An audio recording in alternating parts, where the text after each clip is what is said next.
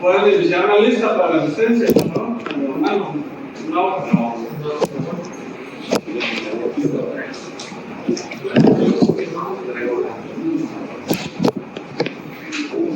Adelante. Muy buenos días. Mi nombre es Jacqueline Díaz, soy docente de Ciudadanía de Educación Interna. Vamos a ver el tema al día de hoy de sepsis. Y pues mi asesor es el doctor Espinosa Oviedo, en el encuentro de Educación Interna. El contenido de esta presentación pues va a tener la definición, epidemiología, tanto puntos tanto a nivel mundial y un artículo que encontré sobre la epidemiología en México, fisiopatología, el concepto anterior y el concepto actual de y en diagnóstico y tratamiento en cuanto a lo manejado por las guías de la sobrevivencia y algunos puntos de cobertura. Bueno, como previo, deben recordar que la definición ha tenido cambios. La primera definición que tuvo fue en 1991, Sepsis 1, Sepsis 2, 2001 y Sepsis 3 en el Congreso del 2015. En el 2001, en 1991, la definición incluía el concepto de respuesta inflamatoria sistémica, más la identificación de un foco infeccioso, además de que esta se dividía en tres puntos: la sepsis, sepsis severa y choque séptico, sepsis severa, en el cual incluía otros criterios como la disfunción orgánica y englobaba pues otros criterios, y choque séptico, en el cual el paciente pues ya tenía datos de hipotensión arterial con una PAM menor a 90, sistólica, menor a 90, a pesar de la reanimación con líquidos y que requiera el uso de vasopresores. En la definición de sepsis 2, pues toma en cuenta el mismo concepto, solo que se le añaden otros parámetros. Y en el 2015, la definición como tal de sepsis quita como tal el término de síndrome de respuesta inflamatoria sistémica e incluye la definición ya como tal, una definición de disfunción orgánica. Estos cambios se hicieron porque el síndrome de respuesta inflamatoria sistémica no es exclusivo de un proceso infeccioso. Puede causarse por un traumatismo, cirugía o cualquier otro agente que sea un estresor para el sistema. Entonces esto la hace que no sea específica como tal. La definición del 2015, la definición como tal y la definición operacional es la disfunción orgánica potencialmente mortal causada por una respuesta irregular del huésped a la infección. Esta es la definición como tal. La definición operacional es como tal el cambio agudo de una puntuación SOFA de 2 puntos como consecuencia de una infección sospechada o confirmada. Como tal, esta definición operacional refiere en las guías que si el paciente al momento de que llega al servicio de urgencias, que pues más que nada lo más como en este punto, y si no se sabe si previo a esto tiene una disfunción orgánica, el SOFA de inicio pues va a ser 0. Es como lo maneja, la situación que maneja en esta definición. Ahora,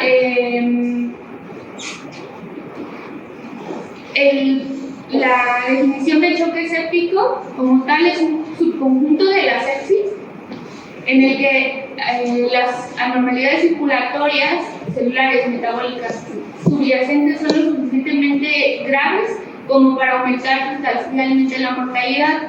Hay que tomar en cuenta que la definición como tal de sepsis, choque séptico, la mortalidad va a variar de un 10% y con choque séptico a más del 40%. La definición operacional de esta es que cumpla los criterios de sepsis más una hipotensión persistente que requiera vasopresores para mantener una presión arterial media de 65 o un lactato sérico de 2 o 18 miligramos de cilitro a pesar de la reanimación con volúmenes adecuados.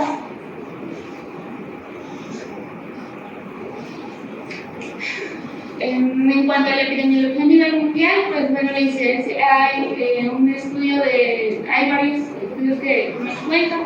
Pues uno es que la incidencia global va de 437 por cada 100.000 habitantes. Este estudio se hizo de 1995 al 2015, aunque no reflejaba como tal parámetros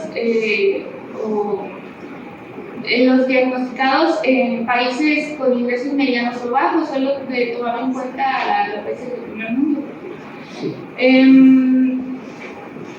Refiere que también en otra revista que encontré del año 2020, refiere que hay un 17.7% de las causas a nivel mundial fueron por sepsis, y la mortalidad mundial disminuyó casi un 53% de 1990 al 2017.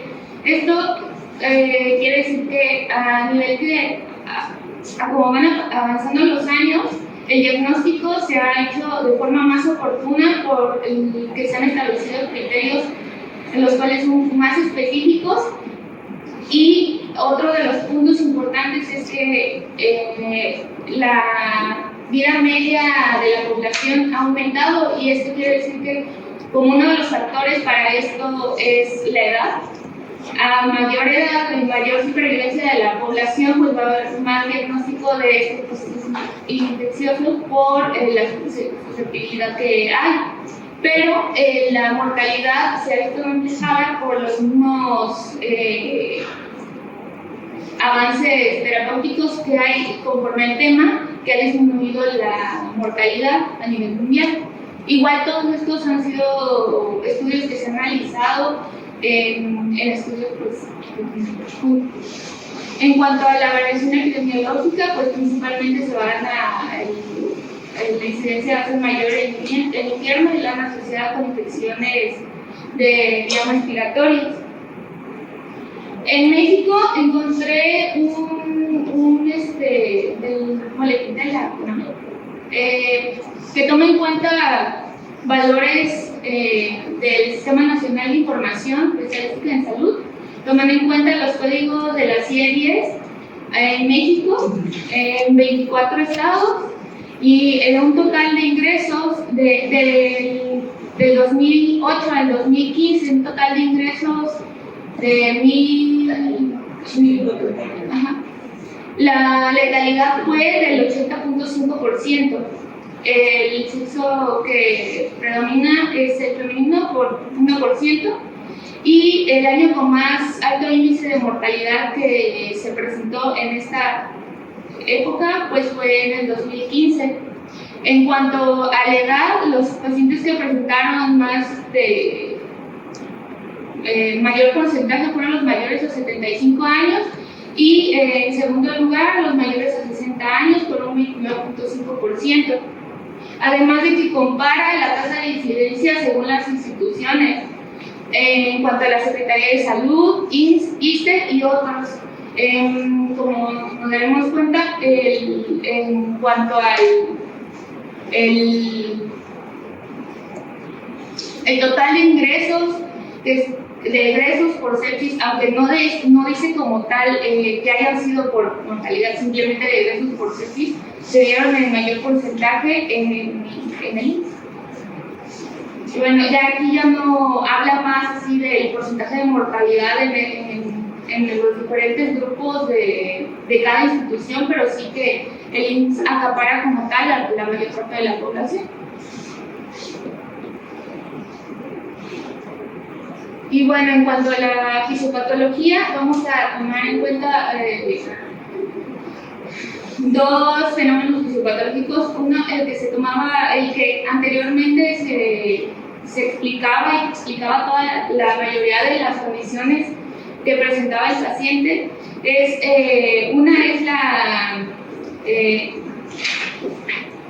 en cuanto al inicio de un proceso infeccioso, la gente entra al sistema y la respuesta de infección inicial va a ser dada por las células inmunes innatas.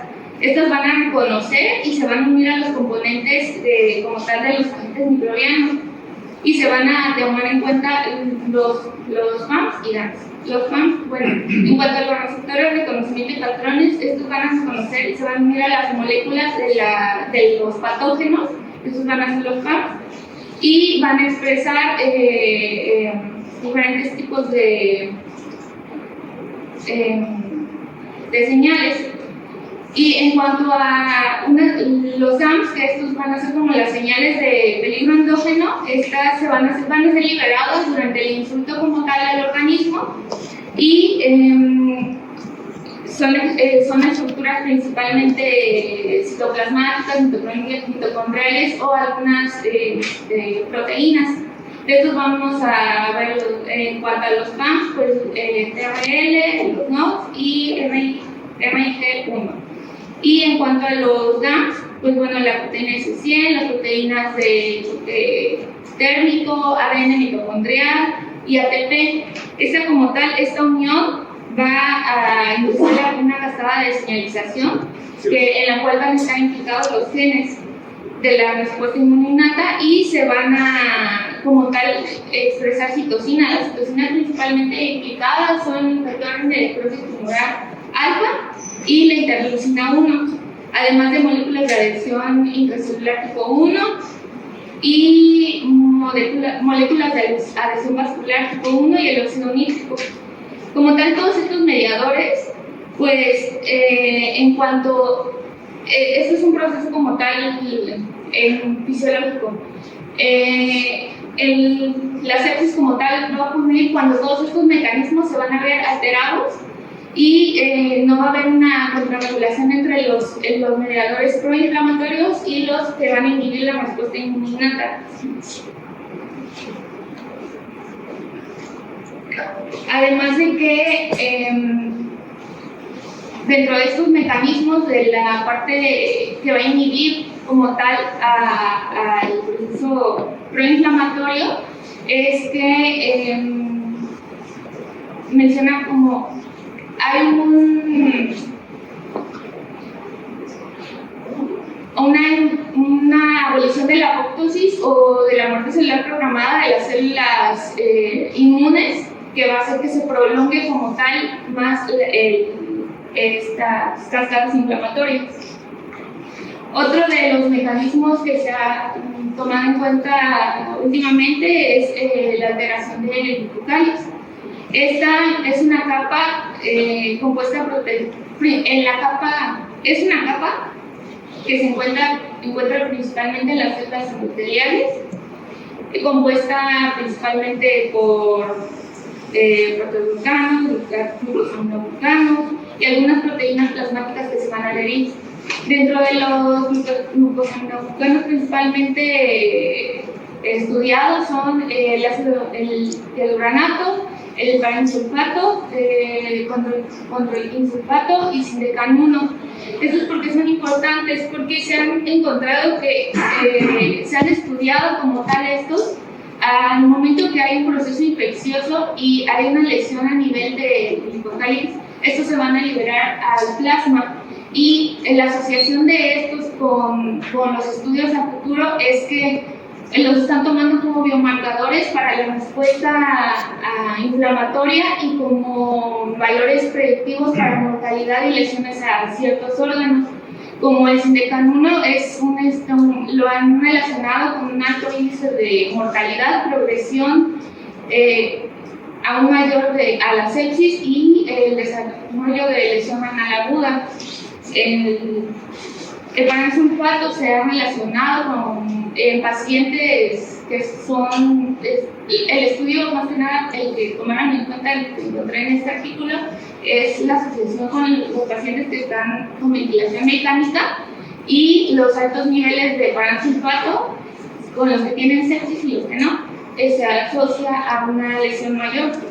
y el ácido hialurónico lo compararon con los pacientes que tienen artritis inflamatoria sistémica por traumatismo y los que tienen sepsis, y se encontró que este es mayor en los pacientes que tienen sepsis. Entonces los han tomado como valores para biomarcadores de estudio para su pronóstico y de los pacientes. Principalmente estos se van a estar liberados cuando hay una lesión a nivel de hospitales y por situaciones inflamatorias con factor de necrosis tumoral 1 y la interleucina beta. Además de que otro punto importante del estudio con esto es que al haber una lesión a este nivel y la asociación que hay con otras proteínas y sustancias en estas que se ven relacionadas con los fibroblastos, con la coagulación, pues esto lo han estudiado en cuanto a el tratamiento hídrico, cuando este es mayor a los requerimientos del paciente. Cuando este es mayor a los requerimientos del paciente, va a haber una disminución a nivel de glicosálix, lo que lo han asociado que un tratamiento hídrico agresivo pues va a dañar aún más esta capa en comparación a lo que se piensa que va a beneficiar como tal al paciente, y han estudiado que el uso de el plasma fresco congelado y la albúmina se asocian a que esto se retrase de cierta manera y no haya una extravasación, liberación de proteínas de la coagulación y distintos mecanismos. Todavía no está muy claro en cuanto a cómo está a nivel pues, molecular, pero todo ha sido en evidencia a los marcadores que se toman en cuenta son estos, y de ahí es como calculan o ven la lesión que hay a ese nivel. Y bueno, dentro de los factores de riesgo, como les mencionaba antes, la edad mayor a 65 años, la inmunosupresión, la diabetes, la obesidad, neoplasias y una hospitalización previa, además del ingreso a unidad de cuidados intensivos. La edad lo toman como un predictor independiente de mortalidad. Los diferentes estudios que toman en cuenta lo tomaron como tal, y dice que estos son más propensos a tener infecciones con gran negativos y principalmente asociados a neumonía. En cuanto a pacientes con cáncer, se asocia con la sepsis a un aumento de la mortalidad del 8.5%.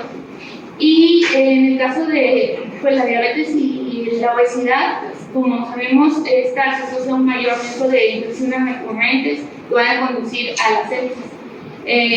Principalmente infecciones postoperatorias, neumonía asociada a la ventilación, infección del catéter venoso, además de otras infecciones de tejidos blandos, por ejemplo. Otro, en cuanto a hospitalizaciones previas, esto fue con un estudio que se hizo asociando a infección por Clostridium en Chile, y encontraron una asociación del 70% en desarrollo de sepsis en los pacientes. El diagnóstico, bueno, esto lo tomé de la vez de la es decir, que en el momento que el paciente llega con nosotros y sospechamos de un proceso infeccioso, de forma rápida podemos, frente al paciente en cama, pues tomar en cuenta el Fluxofa. Si este es mayor a 2 puntos, pues bueno, vamos a tomar en cuenta si tiene datos de disfunción orgánica y vamos a realizar la Fluxofa como tal. Si este es mayor a 2 puntos, pues bueno, decimos que es sepsis. Ahora vamos a evaluar, pues bueno, si el paciente tiene una menor a 65, el lactato sérico mayor, pues vamos a definirlo como tal. No sé, los valores que van a tomar en cuenta, pues el PUC-SOFA, la respiración, el estado mental y la presión arterial. El SOFA, pues, el estado de Glasgow, la presión arterial media, la administración de vasopresores, la creatinina sérica, bilirrubinas y el control de plaquetas.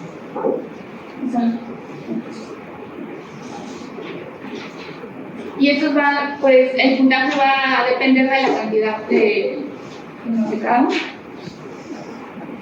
Ahora, en cuanto al SOFA y el SOFA, encontré un estudio que es del 2017 que estudia el valor predictivo en comparación con la definición de CEPTIS-3. SOFA y SOFA tienen un valor predictivo para mortalidad similar. Y estos son asociados en cuanto a un SOFA mayor a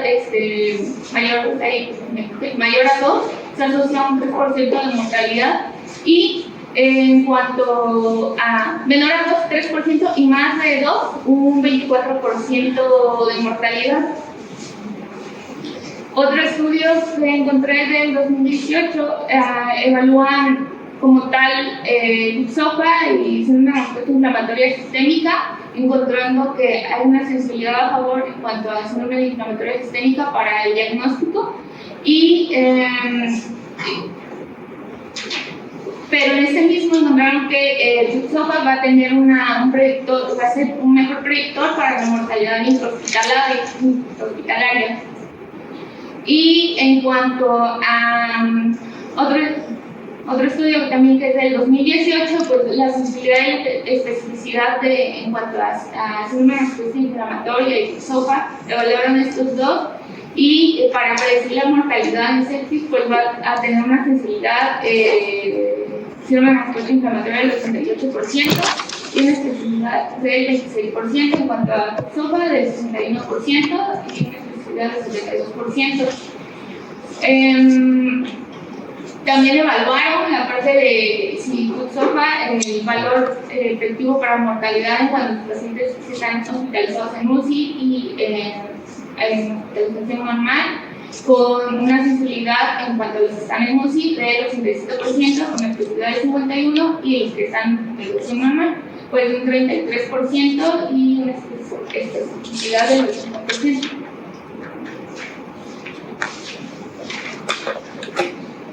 Además, otro punto en cuanto a para los criterios, eso fue lo que les comenté al inicio, que como les decía, el síndrome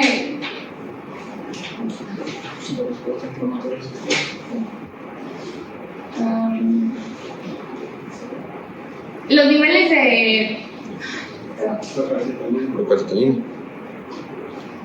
Se estudió la proparcitalina en los pacientes con diagnóstico de sepsis y ve que no hace diferencia entre un origen infeccioso y no infeccioso. La proparcitalina se eleva en los dos y no hace sensibilidad para que sea sepsis.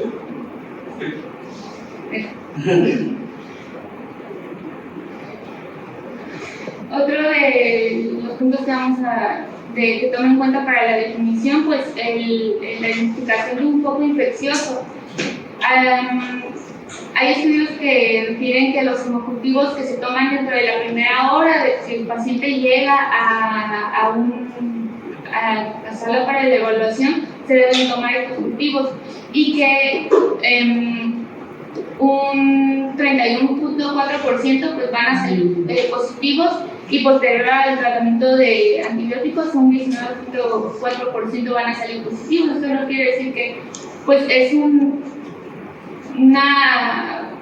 espacio muy grande el que, aunque no haya un foco de infección, tengamos clínicamente un foco infeccioso, pero el cultivo pues nos puede salir negativo. Esto no quiere decir que no vamos a dar como tal el manejo antibiótico, pues, sino que si clínicamente estamos observando algo, además con otros estudios complementarios, pues se va a abordar como tal el paciente de esta manera. Otro estudio determinó que tiene aproximadamente el 47.1% de los cultivos que salen negativos.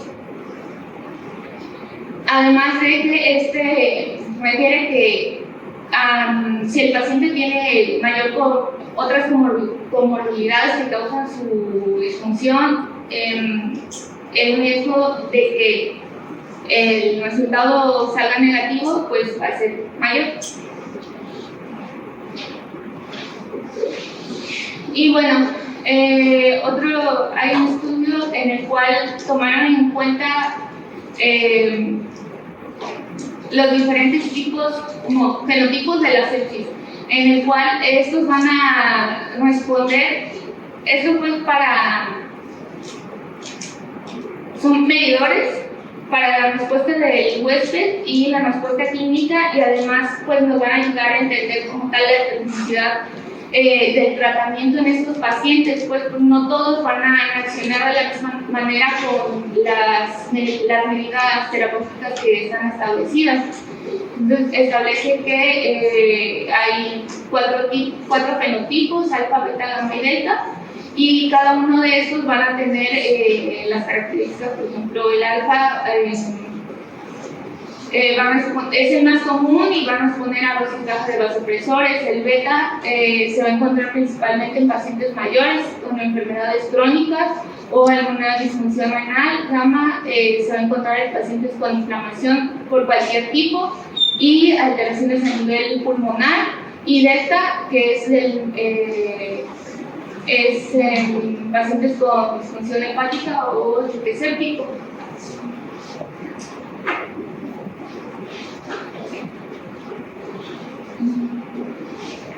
En cuanto al tratamiento, tomando en cuenta las guías de la sepsis de 2016, esta en total toma 32 recomendaciones.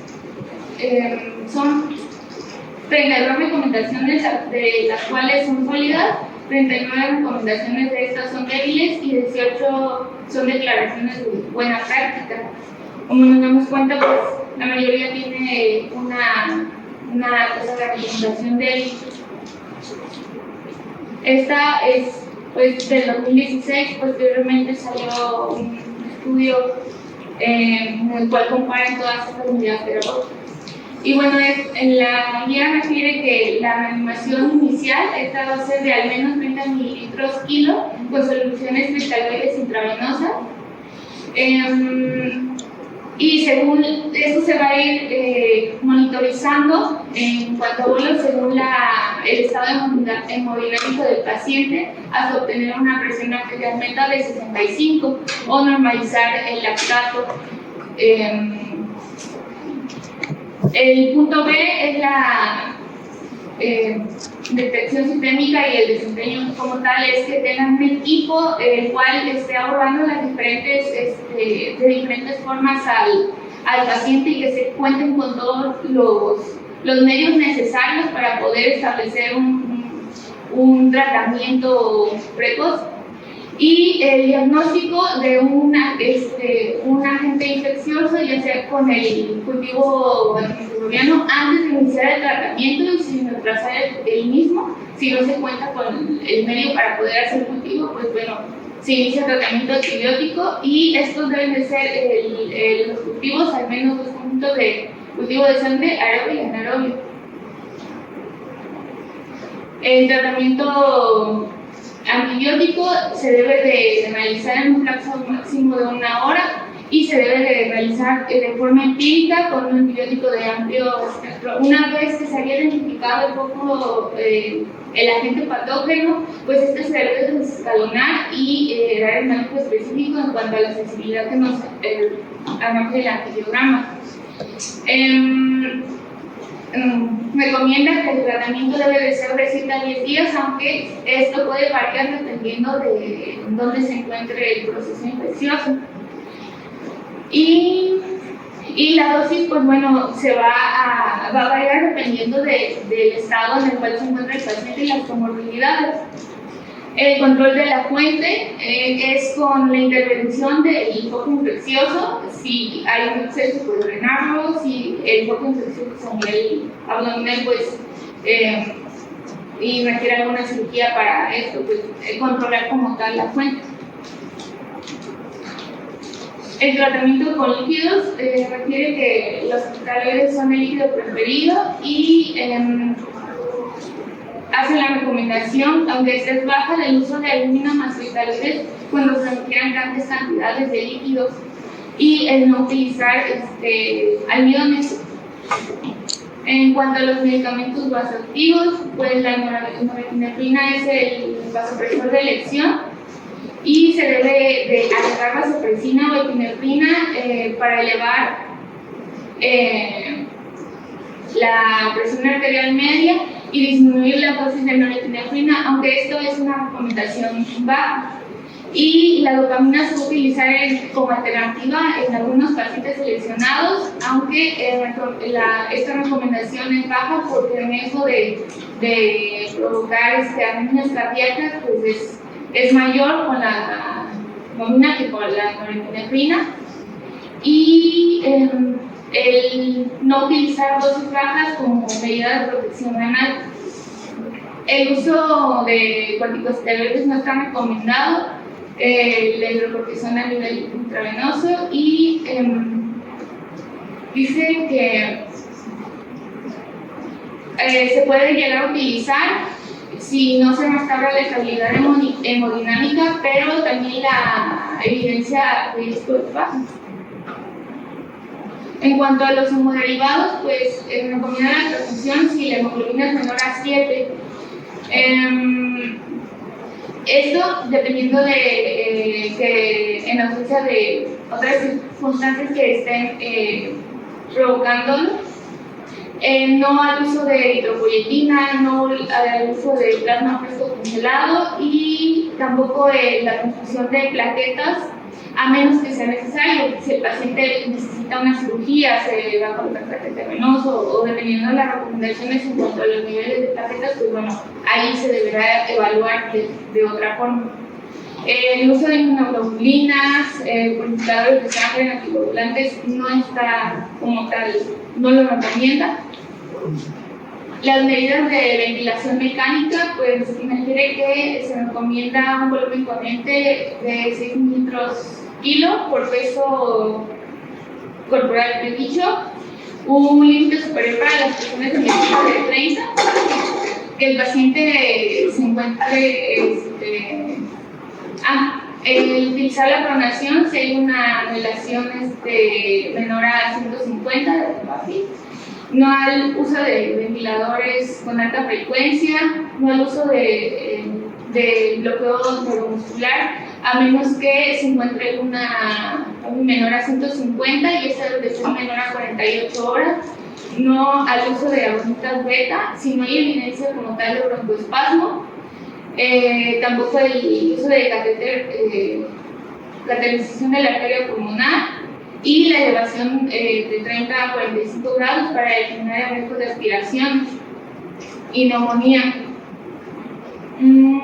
Además de hacer ensayos para el desete pronto de la ventilación mecánica. En cuanto a la sedación y analgesia, pues requiere que se utilicen dosis mínimas para la sedación o de forma intermitente con el objetivo de ir ajustando la dosis conforme el paciente esté acoplado a la ventilación y estemos bien. El control de la glucemia requiere como que se inicie el tratamiento con insulina cuando la glucemia se encuentre en 2 valores consecutivos mayor a 180 miligramos de decilitro y que si se va a utilizar una infusión de insulina, pues esta debe de tener una monitorización continua cada 1 o 2 horas hasta que los valores de la glucemia estén dentro de lo normal y posteriormente se va a estar monitorizando cada 4 horas. También En el caso del tratamiento sustitutivo renal, pues dependiendo del paciente, esto se va a evaluar también. Si el paciente tiene lesión renal aguda, pues eso sí ya sería cuando se cumple con los criterios como tal.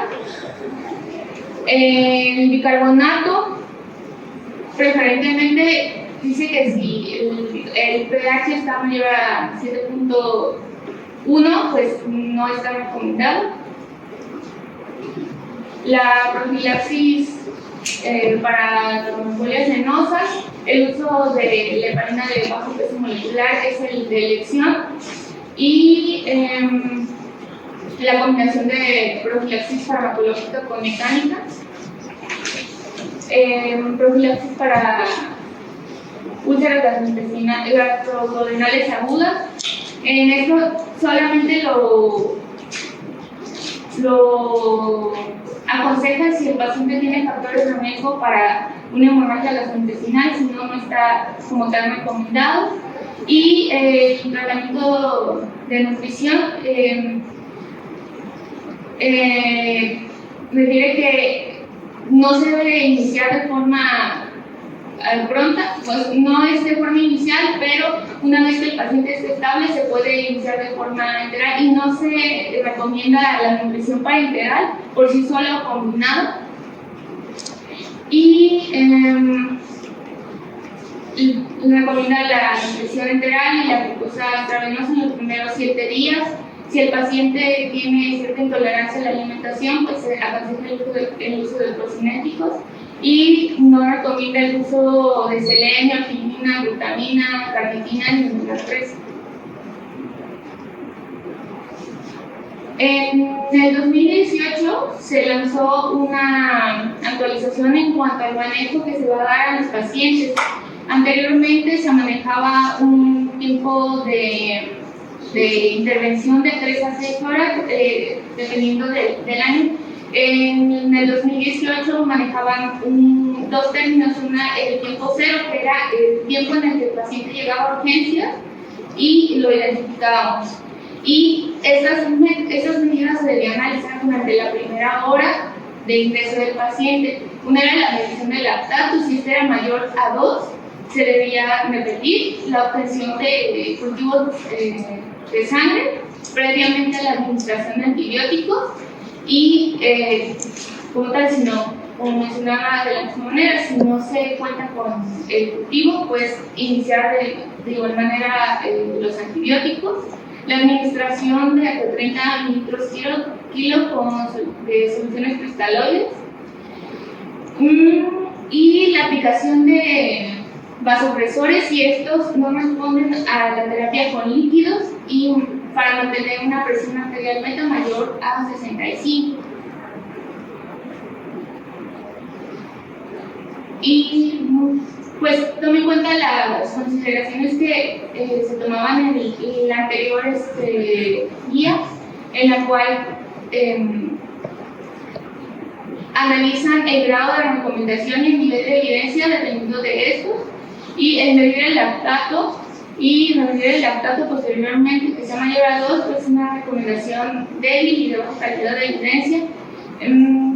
Dentro de los artículos que estuve abordando, hay uno que refiere que el lactato en etapas tempranas de la sepsis puede ser real como tal, pero si este proceso ya lleva más horas, pues ya no es específico de que el paciente esté, la cantidad no esté dando como un punto como tal de hipoperfusión. La obtención de cultivos antes de la administración de antibióticos, declarado como una buena práctica, y la administración de esos antibióticos de amplio espectro es una recomendación moderada, fuerte, con una moderada calidad. El uso de soluciones cristaloides de 30 mililitros kilo, pues es una recomendación fuerte, pero de baja calidad. Y la aplicación de vasopresores es una recomendación fuerte con una moderada calidad de evidencia. Todo esto, lo analizan y lo comparan con diferentes estudios que se han hecho desde que se hizo ese consenso y en abril del 2021. O sea, el artículo ya está como tal, pero me refiero que está para el 2021. Como tal, este artículo amplía como las prioridades para la reanimación líquida y las investigaciones en cuanto a la terapia de los vasopresores, las evidencias que se tienen en cuanto a la cantidad de líquido, la duración del líquido, el uso de vasopresores, cuál es mejor, en qué cantidad, en qué momento retirarlos. Todo esto lo toman como en 3 preguntas y lo analizan con los estudios más actuales y la evidencia que se tiene. Y el artículo lo hace como para proponer la investigación a futuro de todas estas incógnitas que se tienen en cuanto al manejo. De las 88 sugerencias que se hicieron en la anterior guía, en esta se hizo una serie de 26 preguntas, en las cuales eran guiadas por 3 preguntas principales, de las cuales se desglosaban todas las demás. Y estas son cuáles son los puntos finales ideales para la conformación por volumen y cómo se debe valorar la conformación, cuál es el líquido óptimo y el enfoque óptimo en cuanto a valorar la dosis y el escalonamiento o el residuo de la terapia vasopresora. Dentro de la primera pregunta, pues dice que lo que ya se había analizado anteriormente es que los beneficios de la terapia hídrica va a depender totalmente del individuo. La terapia va a ser individualizada, aunque se tenga como tal de la cantidad de cepas, américas y así. O sea, debemos de enfocarnos al paciente como tal, como individuo, y tomar en cuenta todas las comodidades y problemas que tenemos en el paciente. No van a requerir la misma cantidad de líquidos en un paciente con otro. Entonces, hay varias todavía en cuanto a la cantidad de volúmenes bajos contra los volúmenes altos para la reanimación, y no hay, previamente pues no se tenía como tal una diferencia en estos estudios. Otra parte es que la duración de los efectos hemodinámicos, en cuanto a cuando tú estableces la terapia hídrica, en qué momento o cuánto va a durar este manejo con líquidos. Se tiene contemplado en estudios que puede durar hasta 1 hora posterior al manejo con terapia hídrica, pero no se tiene un consenso como tal de en qué punto vamos a terminar de ver estos efectos. Y esta como tal, 1 hora decía que era un estudio de baja evidencia, porque no era un estudio que se haya hecho pues a gran escala.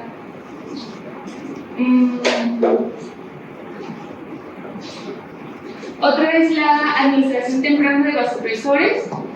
Se ha encontrado que ayuda a disminuir el uso de soluciones intravenosas y pues a mejorar el pronóstico del paciente. ¿Cómo vamos a estar midiendo todos estos efectos hemodinámicos en el paciente? Pues las variables estáticas y dinámicas refieren que las dinámicas pues son las más fiables y las estáticas pues tienen un poder predictivo moderado, y la que es más útil es la presión venosa central. En cuanto a las dinámicas, pues la conversión de la vena cava inferior, pero refiere como tal en esta parte que se necesitan muchos requisitos previos para su validación. Y la otra es que tengamos la disponibilidad de estos recursos para poderla poner en práctica.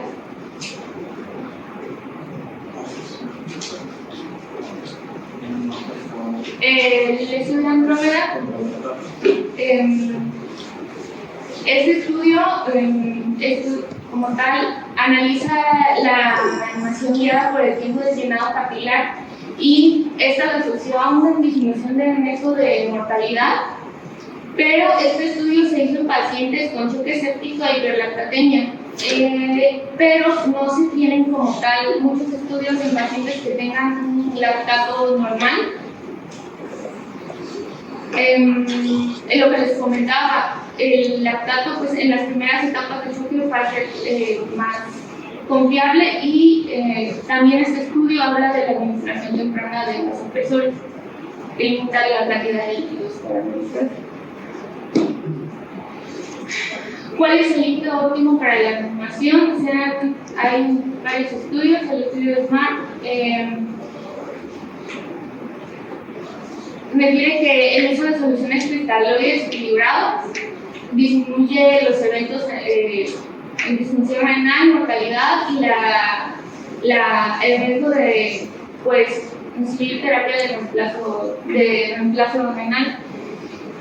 En comparación con el estudio SPLIT, que no encontró ninguna diferencia en cuanto a la progresión a lesión renal aguda, pero sí encontró una disminución en cuanto a la mortalidad. Metanálisis más recientes todavía son contradictorios en cuanto a si las soluciones cristaloides son superiores a las equilibradas, son superiores a la solución salina, aunque esto pues se ha arrojado más a que las soluciones cristaloides pues, son las que tienen mejor beneficio, por el hecho de que la solución salina, el efecto de el riesgo de acidosis hiperclorémica que puede agravar como aún más al paciente que esté inestable. Y los coloides en cuanto a son más eficaces. Estos estudios que se han hecho en comparación de coloides con soluciones cristalinas principalmente se han hecho en comparación con solución salina y no con otras. Entonces no hay una suficiente evidencia en cuanto al uso de estos.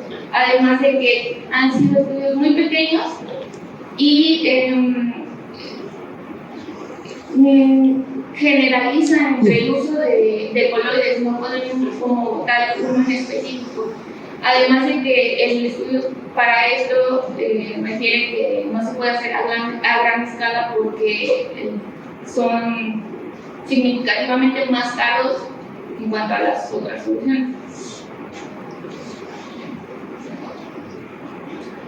El estudio Albert refiere que la albumina como tal puede disminuir la mortalidad. Este estudio se hizo en pacientes con choque séptico e hipoglucemia. En cuanto a este estudio, hacer una comparativa de que si los beneficios iban a ser iguales en pacientes con niveles de albumina normal y no hay muchos estudios en esta parte. Y el estudio SAFE, que es uno de ellos, dice que no hay ninguna evidencia o beneficio para la supervivencia global. Lo que les mencionaba, los cristaloides, pues lo comparan utilizando solución salina como comparación y aún hay conflicto en el uso de alguna como una terapia de mantenimiento o un líquido de reanimación posteriormente al uso de cristaloides, que ha sido ineficaz. Yo nada más ahí te voy a hacer una corrección. En el estudio anterior que mencionaste, el SMART Split, ninguno mostró una mejora de la mortalidad, no fue una estadística significativa, porque sí hubo menor necesidad de terapia de reemplazo renal. Eso es muy importante demostrarlo. La siguiente. Y en el ALBIOS, el primer estudio que se hizo demostró que no había ninguna diferencia en la mortalidad. Hubo una revisión después de los datos del ALBIOS previo y sí puede que algunos grupos muy selectos podrían tener disminución de la mortalidad y aún así el propio artículo concluye que el uso de albúmina en reanimación no sería de primera instancia en la mayoría de los pacientes con sepsis.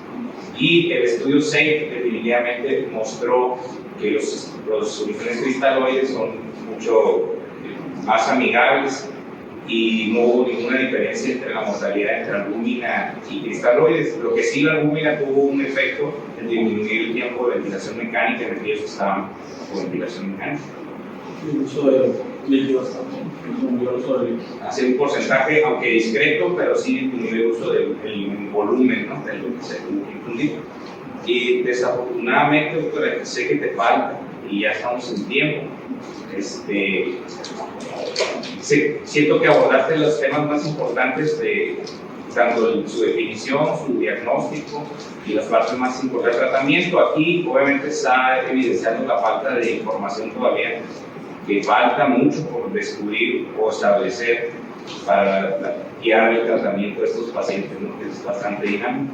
Pero sí me gustaría, para ya terminar, algún comentario de los R1 o R2 que leyeron sobre el tema.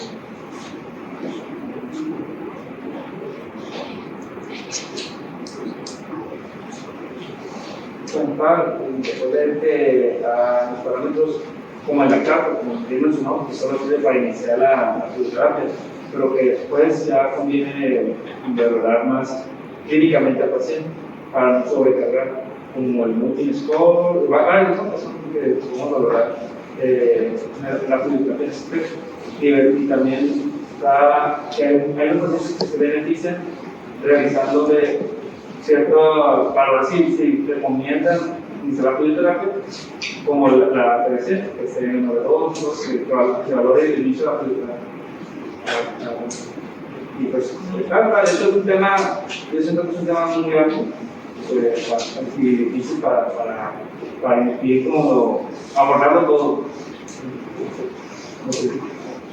¿Alguien ha leído o ha comparado la postura que tiene la INSA con respecto a las recomendaciones de tratamiento de la cirrosis?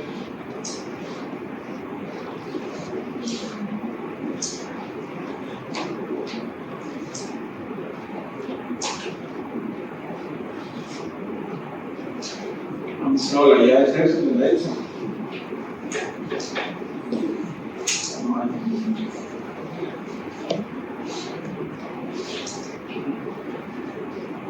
¿No sabe alguien más que tenga algo comentario?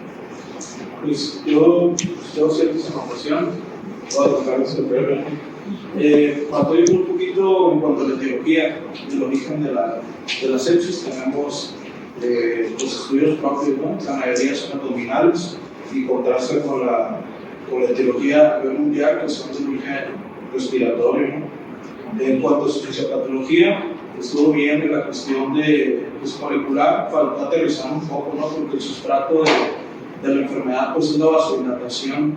Yo creo que faltó aterrizarlo en eso, y eso es importante y va tomando relevancia recientemente, porque pues actualmente parece ser que el eje van a ser las aminas y no la hidroterapia, ¿no? Muchos dicen que ya no debe ser llamado como un choque distributivo, sino como un choque por vasodilatación o vasoléctrico. Y de ahí que las aminas hayan tomado relevancia, sobre todo como mencioné ustedes del año pasado. Ya desde agosto salió un metaanálisis que decía que aumentaba mucho la mortalidad cuando se iniciaban de manera temprana. Entonces parece ser que ahorita la estrategia va a ser iniciar aminas, posteriormente realizar un reto hídrico y ver si va a ser respondedor o no respondedor al paciente. Y pues lo que mencionaba en relación con el monitoreo, es correcto, el lactato de manera inicial nos va a ser útil, pero no para monitorear la terapia con el tratamiento que se está llevando. Hay otras estrategias como el llenado capilar, como mencionaban el doctor Medacho, pues, que han demostrado tener mayor validez, ¿no? Y la cuestión del uso de esteroides, que pues no hasta la fecha han demostrado disminuir mortalidad, pero sí pueden disminuir el tiempo de duración de la sepsis. Y recordar que el tratamiento, el eje de tratamiento de la sepsis, pues es el antibiótico, ¿no? Recordar que las aminas y la terapia hídrica son terapias de mantenimiento, pero si nunca se trata la infección o si no se inicia de manera temprana, pues el pronóstico se va a reversar. También nomás una observación puntual, me pareció muy acertado que mencionaste lo de los fenotipos de sepsis, porque también para allá van pues, los nuevos estudios, ¿no? Para tratar de de buscar homogenizar, ¿no? esta patología que es tan heterogénea. Y hay que tomar en cuenta que, por ejemplo, en el choque séptico refractario tiene, pues eso que tiene la mortalidad más elevada, ¿no? Y hay que hacer, a ver, cuando tengamos un paciente que no está respondiendo a vasodilatadores,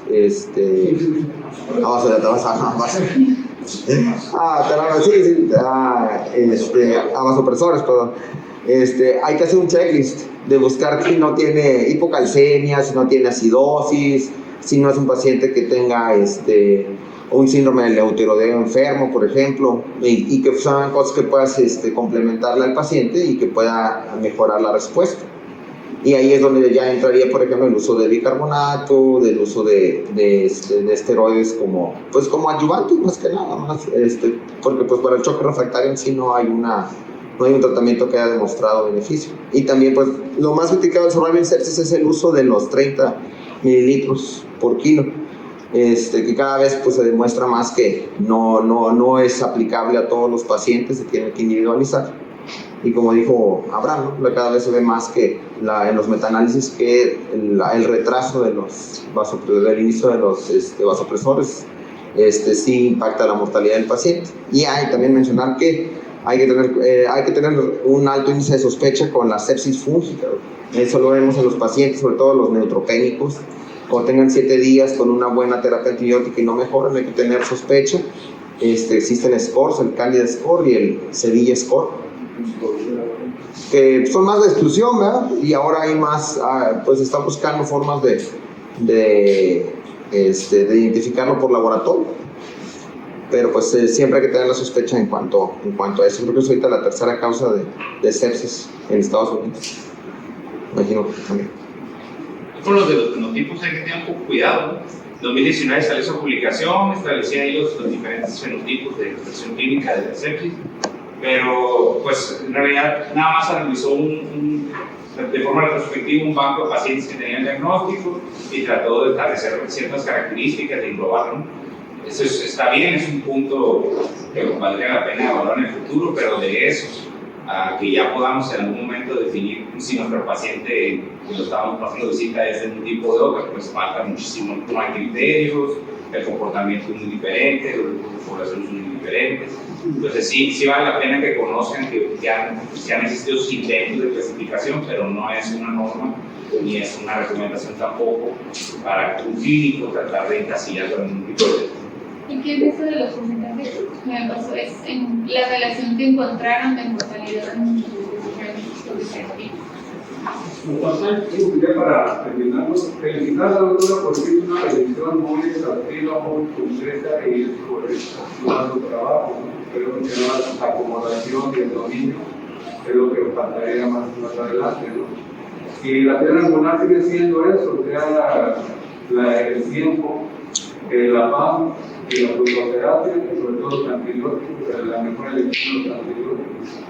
La realidad es otra, tenemos muchas evidencias ahí plasmadas, pero la realidad que estamos viviendo nosotros en nuestro servicio a nivel de las terapias intensivas es muy diferente. A pesar de eso, nos hace falta la terapia enzimática, o sea, estar encima del paciente, porque no es posible que tengamos pacientes en estado crítico de situaciones de respuesta inflamatoria sistémica, respuesta séptico, y estén prácticamente abandonados, a pesar de que somos un servicio con muchos elementos. Vemos que muchas veces los pacientes no están como deberían ser atendidos desde el punto de vista médico y no médico, en este caso las enfermeras, los médicos que vemos. Entonces, es importante ver eso, ¿no? La terapia enzimática que vamos a ver en este paciente y cómo lo vamos a monitorear. Las herramientas actuales, después de ver que la mayoría de los 65 años tienen comorbilidades de la mortalidad por arriba del 85% en la mujer diapositiva donde plasman nuestras estadísticas y por lo menos sí tenemos, ¿sí? Cuando la mortalidad, que es el diagnóstico número 1 que estamos reportando en todos los servicios, sepsis, entonces creo que sí es una realidad esa estadística que no es buena. Entonces, yo preguntaría al doctor Blanco, hacer uso de un ecocardiograma o hacer uso de su ultrasonido para realmente valorar en qué condiciones estamos ahí y de eso depender la fluidoterapia que le vamos a dar a ese paciente. Porque muchas veces esa fisiopatología como nos encontró, pues pasamos tantito de líquido, se lo llevamos a la edema pulmonar, lo llevamos a la falla cardíaca y estamos contribuyendo a una mortalidad más acelerada. Entonces sería conveniente empezar a utilizar esas herramientas que ya las tenemos también al alcance y poder entonces definir si realmente, como dice el doctor, que es conveniente a lo mejor dar un buen vasopresor y irnos midiendo los líquidos, en este caso los cristales, pues sería bueno. Yo creo que ya en 3 de las 4 guardias casi siempre debe haber ultrasonido. Es cuestión de si quieren, hacemos una plática breve, sobre todo de una caja inferior, que aprendamos sobre los diámetros y ver cómo se evalúa la estabilidad. Y en base a eso, más que a los balances de líquidos, y eso ver si el paciente va a ser candidato a que lo manejemos con volúmenes mesídicos y aparte la evaluación pulmonar, que el principal problema sería la congestión pulmonar. Cuando quieran ponerle fecha, pues estamos